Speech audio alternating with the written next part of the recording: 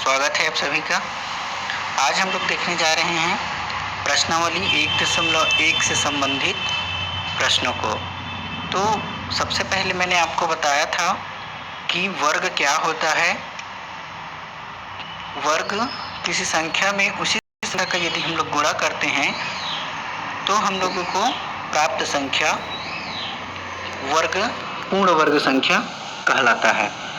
अब जैसे हम लोगों को प्रश्न क्रमांक पहला में दिया गया है, निम्न संख्याओं के गुणनखंडों के जोड़े बनाकर बताइए कि संख्याएं पूर्ण वर्ग है अथवा नहीं।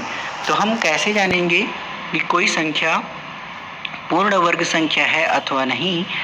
तो इसके बारे में मैंने आपको बताया था कि इसके लिए हमें अभाज्य गुणनखंड करना होता है।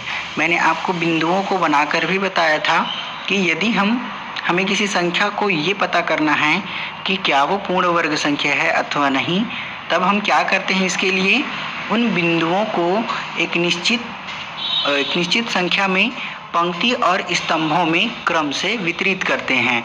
और जब उनका पंक्ति में संख्या और स्तंभों में बिंदुओं की संख्या बराबर रहता है तो हम ये कहते हैं कि वो संख्या पूर्ण वर्ग संख्या है।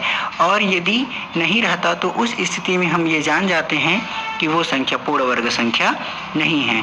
आज हम उसी संख्याओं को ये पता करने में कैसे पता किया जाता है ये जानेंगे कि वो पूर्ण वर्ग संख्या है अथवा नहीं। तो प्रश्नावली 1.1 में पहला सवाल जो दिया है 164।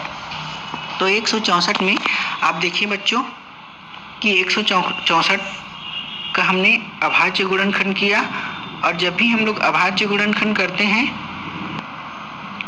तो उस स्थिति में हमें उनके गुणनखंड करके ये देखना रहता है कि क्या प्रत्येक गुणनखंड का 2-2 पेयर बन रहा है। कहने का मतलब जैसे 2 अगर आ रहा है तो क्या एक और भी 2 है जिसके साथ उसका जोड़ा बन जाए।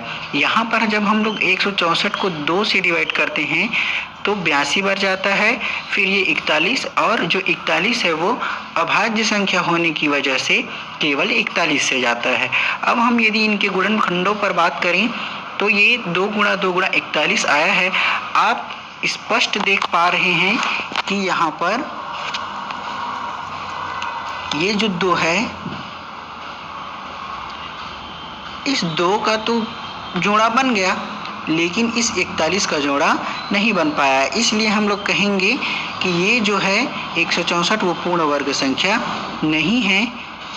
और इस स्थिति में यदि हमें इनको पूर्ण वर्ग संख्या बनाने हैं तो यदि हमको ये बोला जाएगा तो किस संख्या से गुणा करें या भाग करें, तो हम इसके साथ चूँकि 41 की कमी है इसलिए हम लोग यहाँ पर 41 या तो गुणा कर दें या तो भाग दे दें, तो ये संख्या पूर्ण वर्ग संख्या बन जाएगा। बिल्कुल इसी तरीके से यदि हम 1100 जो दिया है उसके ऊपर बात करें तो ये 2 से गया है, फिर 2 बार इसमें 5 का भी जोड़ा बना है, लेकिन जो 11 है इसका जोड़ा नहीं बन पाया, अतः ये भी पूर्ण वर्ग संख्या नहीं है। और यदि हमें इसे पूर्ण वर्ग संख्या बनाने हैं तो 11 से गुणा या 11 का भाग देना होगा। अब इसके पश्चात यदि प्रश्न क्रमांक 2 पर हम लोग बात करें, देखिए 2 में क्या लिखा है, निम्न संख्याओं के पूर्ण वर्ग संख्या न होने का कारण बताइए।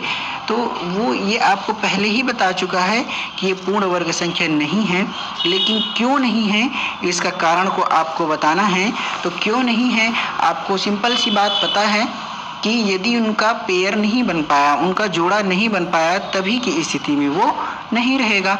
जब हम लोग इसका गुणनखंड करते हैं तो आप पाते हैं इस 2 का पूरा जोड़ा बन गया, इसका बन गया और ये 5 का बन गया, लेकिन ये जो 2 है ये 3 है और ये 5 है, इन तीनों का जोड़ा नहीं बन पाया और इस वजह से ये जो संख्या है वो पूर्ण वर्ग संख्या नहीं है। अगर हमें ये पूछा जाता है कि इसे पूर्ण वर्ग संख्या बनाने के लिए क्या करना होगा, तो हम कहेंगे कि 2 गुणा 3 गुणा 5 से जो मान आएगा 5 × 15 = 30, तो हमको इस दिए गए गुणनखंडों को या फिर कि 12,000 है उनको 30 से गुणा कर देंगे या फिर 30 का भाग दे देंगे, तो जो संख्या हमारे पास आएगा वो पूर्ण वर्ग संख्या होगा बच्चों।